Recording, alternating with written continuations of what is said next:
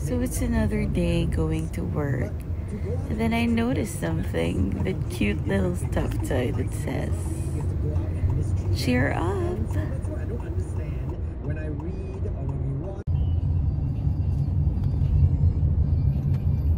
Yes, we are now here. Mukhang ganda na ang ating magiging selfie. Elevator selfie. Yes, there's our new office. I'm so excited.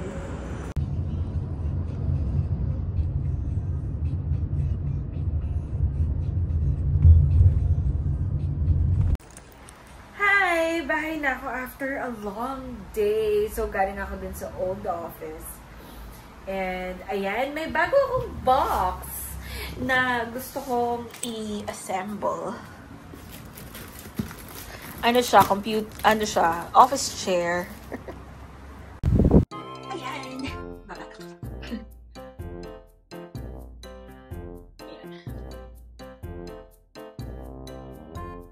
Ito ang box. Maraming box. Bumuo ako ng office chair. And I hope na dead pa siya. Hindi ko siya as sa breast na iyak siya. O, buo ba siya? And because wala rin naman ako mga equipment. So, ito ay Edison siya. Naling po yung stand. Okay, so this is for the arms. Suppose, yeah, like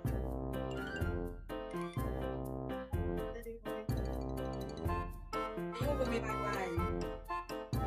But it's a Chinese, so. So, buuin ka na. Papakiramdaman ko na lang. Yan. Okay, nagpuan. Nagpuan. Sandalan.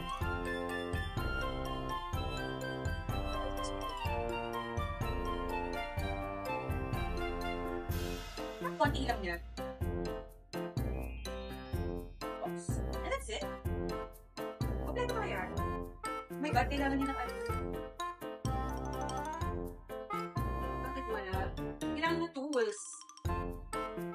Sabi dito, alam na doon yung sandalan, tapos dyan yung buwan, yung dalawang arms. Tapos, ito. Tapos dapat, meron siyang L-shape na doon. Meron din siyang gano'n. Ano mo bubuuin ng walang tools, eh? Siya wala rin yung gulong. Tingnan ba dapat?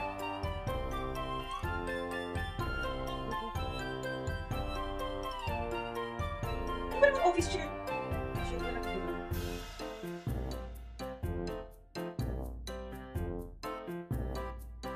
Office chair na walang gulong. Very good.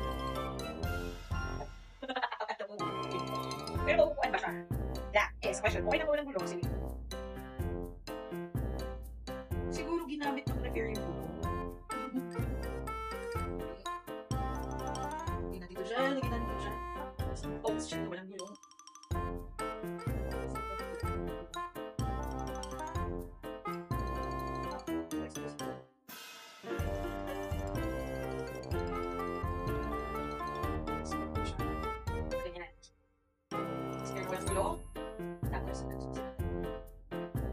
Wala ding mga screw, eh.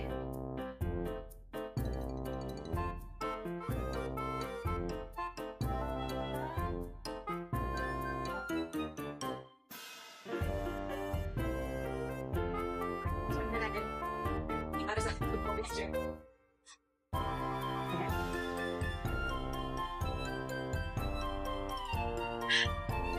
Iway ko pa. Pagto, So, wala pong nabuong upuan.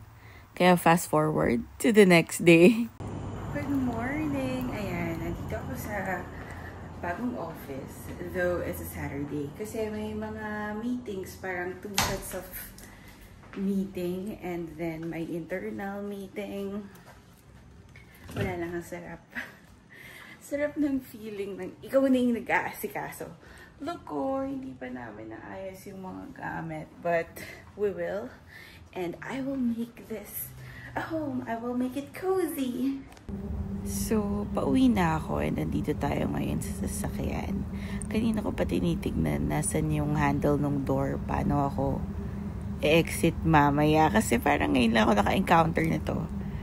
Alam mo yun? Pero ito yata yung handle. Tingnan mo, ang cute na tong hybrid car. And very efficient. And very quiet siya sa biyahe. Bye na ako! So, ayan. Kukumpile ko na yung videos ko kasi it's my day today na kailangan mag-upload.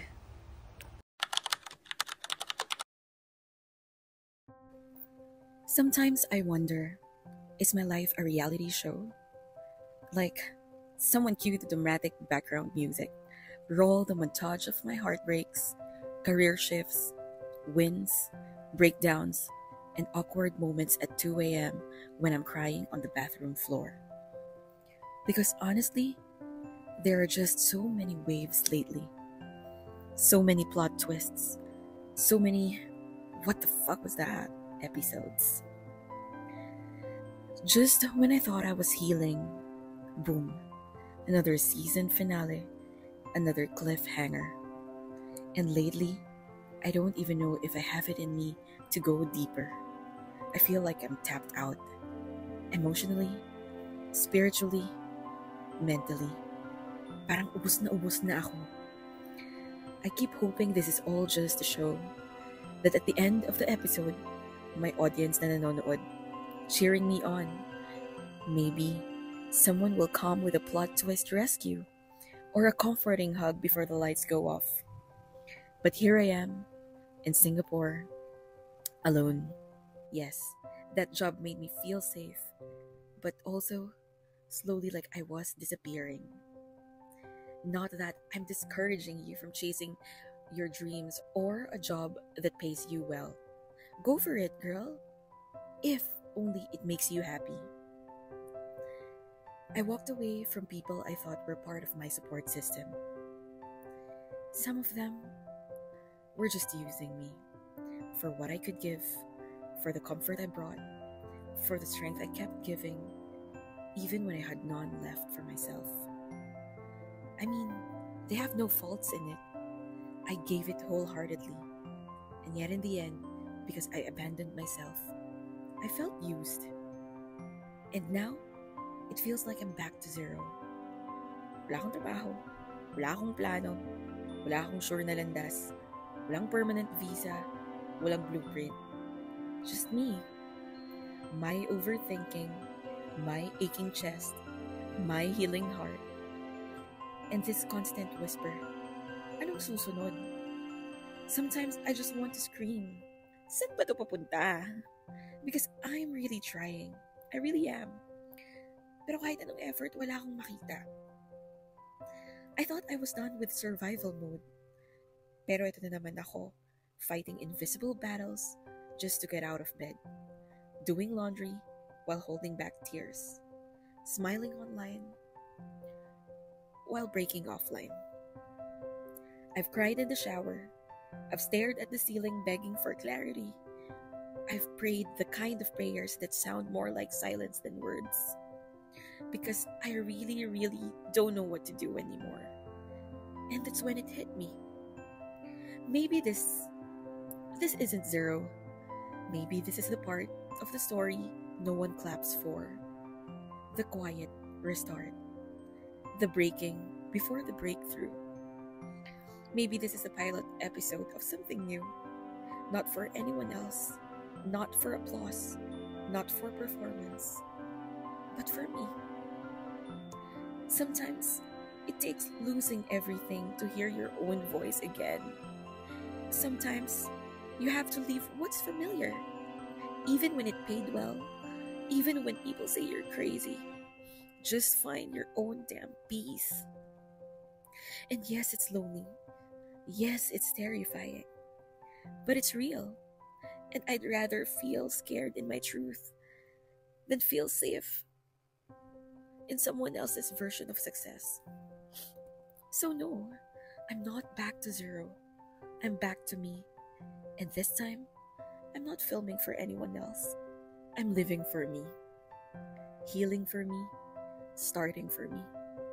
And if God's watching this, I hope He's proud of me. Because even when I felt like giving up, I kept showing up. And that's the kind of plot twist that no one saw coming. But me, I'm writing it. With every tear, every risk, every leap of faith. And one day when the credits roll, I'll know I didn't just survive the show. I became the main character.